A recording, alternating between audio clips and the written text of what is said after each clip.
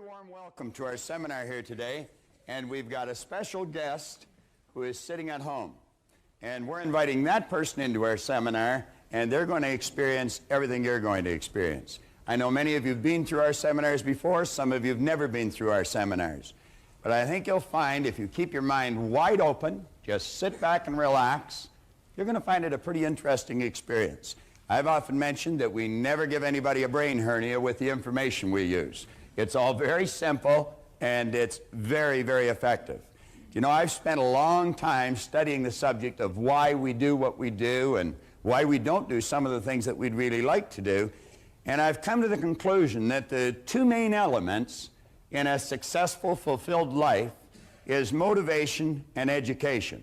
And if we get a proper balance of motivation and education, we're going to find that we're going to be led into some very wise decisions that'll inspire us into some intelligent action, and we will live a very, very fulfilled life.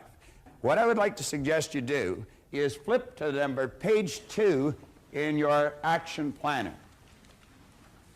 Take your action planner and turn to page 2.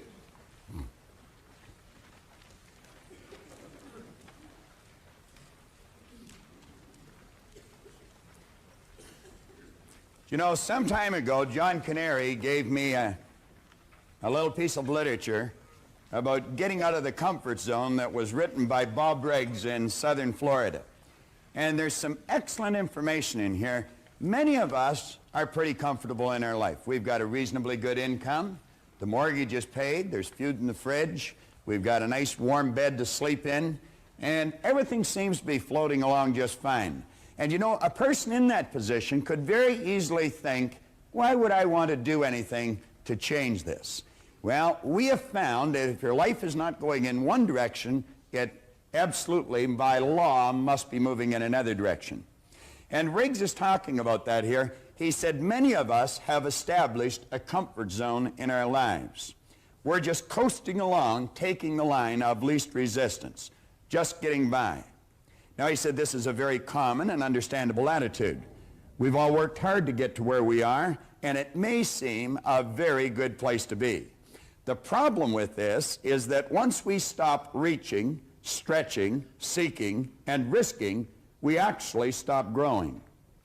Now, Riggs goes on to say that the comfort zone frame of mind is settling for what we are today. That may be fine today, but without continued growth, and I believe this is the key line coming up, we are now all we are ever going to be. Now, for me, that would be a fairly disturbing thought. He went on to say, if you're in a comfort zone, beware. The danger of a comfort zone is that it doesn't hurt, and it might even feel good. Many take that to mean it's a good place to be, but it's not.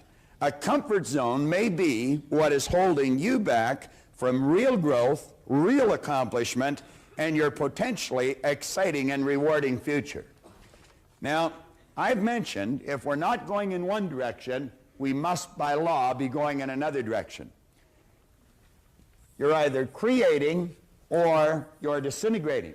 Whenever we hear a person say, I like it just the way it is, we know that person is advertising their ignorance of a very basic law of life, because absolutely nothing stays the way it is. Now, if you'll take a look at the top of page 2, there is a concept there by Sidney Herbert Wood, and it's the test of an educated person. I think many of us have had a false concept programmed into our mind with respect to education. We I think I've been raised to believe that education is going to school for a certain number of years and be able to correctly answer a series of questions. But you know, many people will go to school all their life and be able to correctly answer the questions, but then when it comes to getting out into the marketplace and really making it happen, they just don't know how to compete. Many are withdrawn. They don't even feel comfortable meeting or greeting a stranger. Well, Wood said the test of an educated person is, can I entertain a new idea? Now, I think you know, and I know, that if we're going to improve, we have to have a very open mind. I once heard that an open mind was being prepared to throw away some of our most cherished beliefs when a better idea comes along. Now, you'll find that the vast majority of people seems to back into the future, dragging all of their old experience with them. When they're confronted with a new idea, they ask, does it fit? If it doesn't, then they say it's wrong. Now, what we want to do is ask ourselves, would this new idea improve the quality of my life, or would it get me going in the other direction? Can I entertain a new idea? Today and tomorrow, you're going to be asked to entertain many new ideas, but every one of the ideas that we're going to share with you are going to be positive, they're going to be creative, they're going to be constructive, and they'll definitely improve the quality of your life. Then we see the second one, can I entertain another person? Now, there's many people that would feel totally uncomfortable walking up to a stranger and just saying, hi, how are you today? Pleased to meet you, Jan. Now, do you know some people, when it comes to meeting a person, their head is down, their hand is wet, they're shaking inside, their heart is pounding, and they only do it because they really have to. They would just as soon pull away from the new person. Now, that individual has not learned very much, if anything, about themselves, because we should feel totally comfortable meeting anyone, anywhere, at any time. And then he asks, can I entertain myself? Well, you know, many people are not able to entertain themselves. I spent half my life not being able to entertain myself. I always had to be around someone else. It was always, come on, let's have a party. I absolutely hated being alone. And that was because I really didn't like myself. Now, I have found through studying the ideas that we're going to cover here over the next couple of days, we can develop into very interesting and reasoning companions. Most of the time that we live, we do spend with ourselves. And you're going to find that some of the very best conversations you ever have are going to be with yourself. I get so excited about some of mine, I talk right out loud. That draws, a strange look from people from time to time, but you get such great ideas going in your mind that you just can't help it. Now, here in the first paragraph, we say that this program, You Were Born Rich, is based on the premise that you have rich resources lying dormant within you. I have heard many people laugh when they take a look at our program or take a look at the title of the book, Born Rich. You see, they think that means that you've been born into great wealth. Some people are, but some people are not. But everyone, without exception, has been born with tremendous resources lying within them. We've got deep reservoirs of talent and ability. And through following right rules and natural laws, we're going to find that we can draw that potential to the surface and we can bring it to bear, and it will cause the manifestation of prosperity in our material world. Now, in almost all the seminars that either John or myself does, we take and we put an R here in the board. Now, what I would like to suggest you do is you let that R represent the results that you're getting in your life. Now, there's three areas that we're going to suggest that you focus on. One is happiness, one is health, and another one is material wealth. Now, when I first started to study this material, I was not happy, I was not healthy, and I definitely was not wealthy. I had a chap sit down with me, and he saw something in me that I obviously wasn't capable of seeing in myself. His name was Raymond Stanford, Raymond Douglas Stanford. In fact, I named my son after him, Raymond Douglas Proctor. And Ray looked at me and he said, Bob, let this here represent results that you're getting in your life. Then he asked me if I thought he was a happy person, and I said, yeah, thought he was. He said, have you ever seen me sick? And I had to admit I hadn't. He said, have you ever seen me when I was broke? And again I had to admit I hadn't. Well, he proceeded to tell me that he thought I was one of the most miserable people he had ever met. Well, and you know it was true. I was an unhappy human being. He said, you're always sick. Now, I didn't have a terminal illness, but I always had a headache or a cold or a backache or something. And he pointed at the area of money. He said, you're always broke. He said, you're forever trying to hit somebody up for a couple of dollars for gas. Now, if I was to put this in proper perspective for you, I was earning $4,000 a year at the time, and I owed $6,000. So do you see, I wasn't really interested in being happy or healthy at the time. I figured if I could just get this money problem straightened out, everything was going to be great. He proceeded to tell me that there were certain laws governing happiness, and if you follow them, you can just keep getting happier and happier. That sounded a little foreign to me, but that was his opinion. And he pointed out that you and I have an ingenious system built within us to keep our body in excellent working order. And then when he talked about the area of money, he said, you know, he said there's exact laws governing wealth. And he pointed out, he said, this stuff cannot talk, but it can hear. And he said, if you call it, it'll come. Well, I can assure you, I was ready to yell at the top of my lungs. I mean, if there was anything I wanted, it was some money. I figured it would take the heat off for a little while. Ray suggested that I go out and buy this book. It's Napoleon Hill's book, Think and Grow Rich. And you know, he said there's a secret in this book. And he said if you can find the secret in the book, you can have anything you seriously want. Now, you take a person that's unhappy, not very healthy, is in debt, you'd have a difficult time accepting that. I was 26, and I just couldn't accept the idea. But as Ray said, your way's not working, why don't you try his? And that's what I'd like to suggest to you today. If you're not getting the results you want, your way obviously isn't working, why don't you try ours? Now, I often mention that John and I have got license to brag about every idea we use because none of them are ours. We don't claim that we've originated these ideas. In fact, we openly admit we haven't. We've just gathered them from books here and seminars there and great teachers all over the world. And what we've done is put them together in an organized, coherent manner. So if your way is not giving you the results you want, I would suggest that you take a real serious look at these ideas. Now, I looked for the secret and I couldn't find it, but I found in one place here, he said a peculiar thing about this secret is that those who once acquire it and use it find themselves literally swept on to success with but little effort, and they never again submit to failure. What a marvelous promise.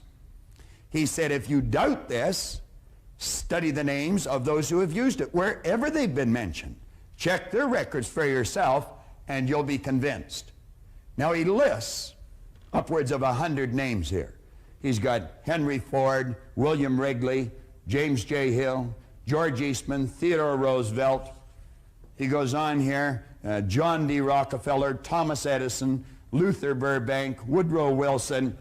How could I relate to any of those people? I couldn't relate to them. But you see, in that first part, he said, check their names or check their records wherever they've been mentioned. So I did that. And I got out books on Edison, and I got books on Rockefeller, and I got books on Woodrow Wilson, and all the great people that he had mentioned here. And you know what I found? I found they were no different than you.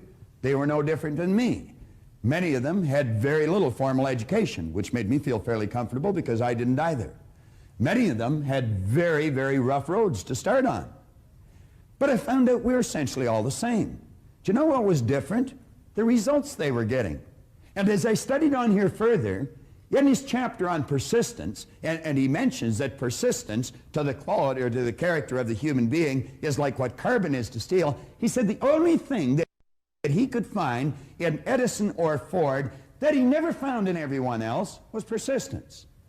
They'd get a hold of an idea and they'd stick with that idea. And I look back in my own life and I never did that. I'd try something a couple of times, and if it was rough, I quit. I'd have people saying, oh, Bob, why don't you just give it up? I'd say, yeah, you're right, and I would. Now, you see, the people I was mixing with, they were losing too. I never stuck at anything. So I made up my mind, if I ever found this secret, I'd work it right until I died. Now, I did find the secret. It was in 100 different places in the book, and it was simply sit down, decide what you want, write it on a card, carry the card in your pocket, and read it as often as possible every day. Now, keep in mind, I was earning $4,000, I owed $6,000. I was sitting in a fire hall at the time, and I wrote on the card that I was going to have in my possession by New Year's Day of 1970, $25,000. Now, I wrote that on the card in 1960. You know, the idea of having $25,000, it was sort of a fantasy. I don't think there was $25,000 in the whole fire hall at the time. Now, I wrote that in the card in 1960, keep in mind. I gave myself a decade to pull this deal off. I really didn't believe it was going to happen. But I found out a couple of things. I found if you write a lie on a card and you read it often enough, you're going to start to believe it. And you know, William James, back around the turn of the century, he said, believe, and your belief will actually create the fact. Well, I did what he suggested. I read this card every day. I'd carry it around and I'd just keep reading it. And one day one of the guys in the fire hall got a hold of it and they pulled the card away, and they passed it all around. Everybody started to laugh. Proctor's going to get rich. I had a chap in a seminar the other day that he said the same thing had happened to him. He was in a seminar, and he got one of these gold cards, and they passed it around at work, and he said, everybody laughed at me, but he said, I'm winning. Now, I didn't read the card in front of anyone any longer, but I kept reading it. I'd go to the bathroom, and I'd sit in the toilet and lock the door, and I'd read the card. Or I'd be driving down the street, and I'd come to a traffic light, and I'd haul the card out, and I'd read it. Now, something very funny happened to me. 1 year later, I was earning $175,000 a year. Now, that's an enormous change, and it went well beyond $1 million in a year. Now, that was not supposed to happen. See, everything I'd been taught since I was a little boy indicated that if you don't go to school, you can't win. If you don't have business experience, you can't win. I had not gone to school. My second month in high school, they asked me to leave. I'll never forget how happy I was when they made that decision. Yeah. As I look back, they were probably much happier than I was when they made that decision. But here I was, I was 16, I had very little knowledge, I had absolutely no skills, and at the very best, my attitude was poor.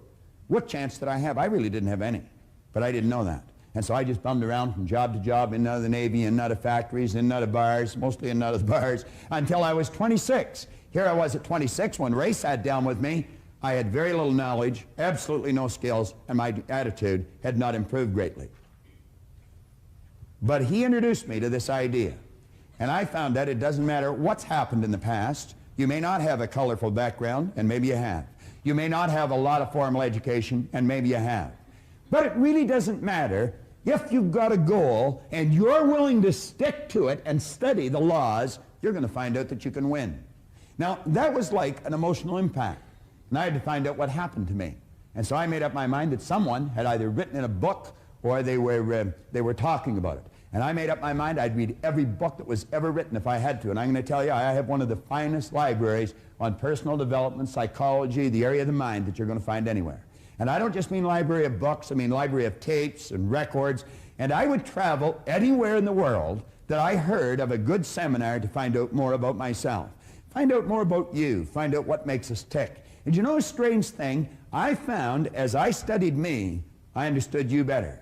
Because we are essentially all the same. And that's just sort of the way it works.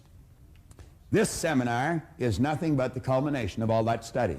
But it wasn't just study, it was a lot of practice, a lot of painstaking study, and an awful lot of experience. And John and I have seen great changes take place in our own life, but better still, we've seen phenomenal changes take place in the lives of the thousands and countless thousands of people that have studied these seminars. We've done these seminars as far away as Takapuna, New Zealand. We've done them all over the United States, every state in the United States. And we've done them all across Canada. People in England are studying this right now. As a matter of fact, this book, Born Rich, is being read in Russia right now. That's a fair distance away from here, and it's a lot different philosophy than most people in that country are used to. Now, we point out here that material wealth is a normal and a natural state for you to live in. Intellectual comprehension, come down to the third paragraph on page 2. It's vitally important. Intellectual comprehension of this program is not difficult.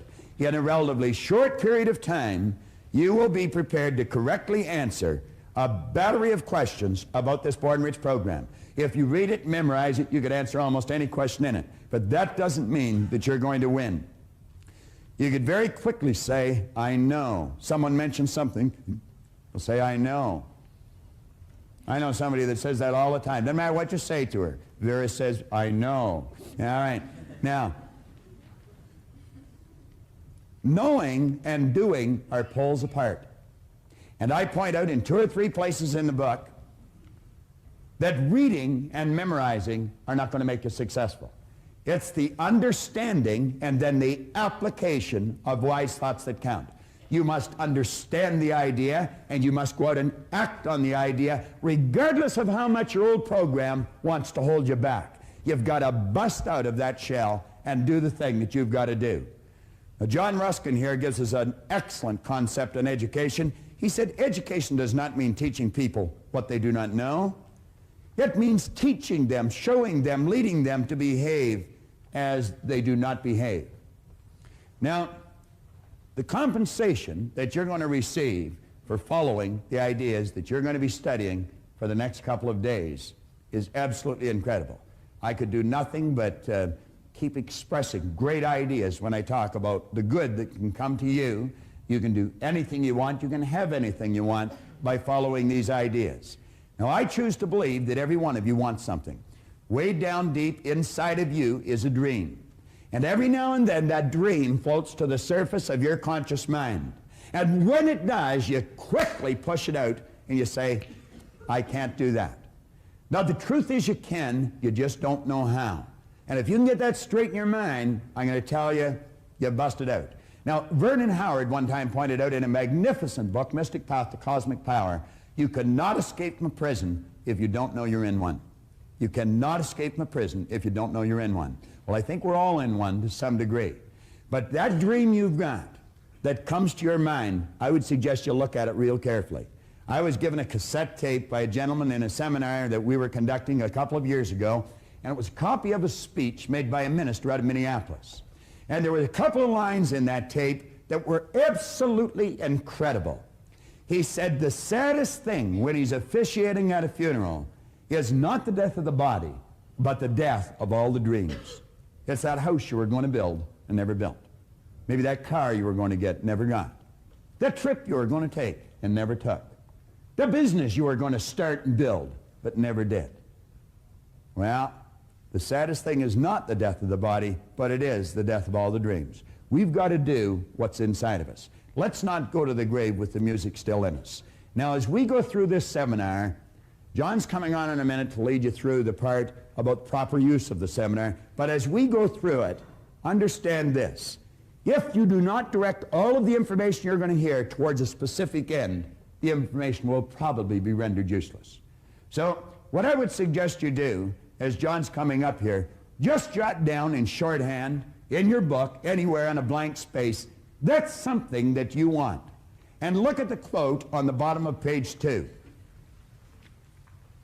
Ralph Waldo Emerson said, do the thing and you'll get the energy to do the thing. Do the thing and you'll get the energy to do the thing. Don't wait. Start right now, whether you're ready or not. Just say, I'm going after it, I'm going to get it, and your present circumstance has got nothing to do with where you're going. Later on in the book here, you're going to find that there's a quote by a magnificent author. He said, your circumstances may be uncongenial right now, but they will not long remain so if you perceive an ideal and strive to reach it. Now think of that. You may not have much money. Your social life may be in a bit of a chaotic state. Maybe your business isn't going the way you'd really want it to go. He said, your circumstances may be uncongenial, but they will not long remain so if you perceive an ideal and strive to reach it. Now, flip over to the next page, and I'm going to invite John back on to lead you through how to get the proper use out of this program. And I don't suppose there's a better guy that I know to be able to do that, because I watched John start, and there's a story of him in Born Rich. I watched John start from ground zero and just keep making headway.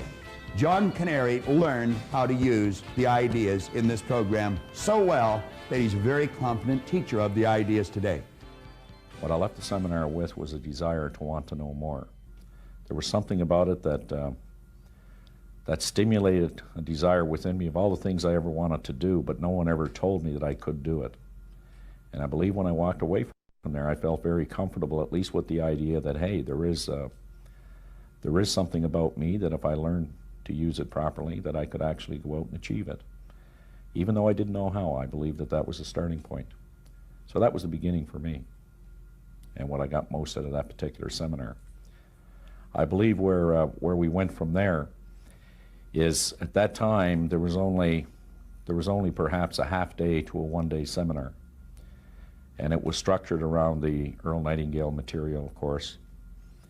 And it wasn't as, I guess you could say, as prolific as it is today, although it was as energetic as it was today, you know, probably even more so.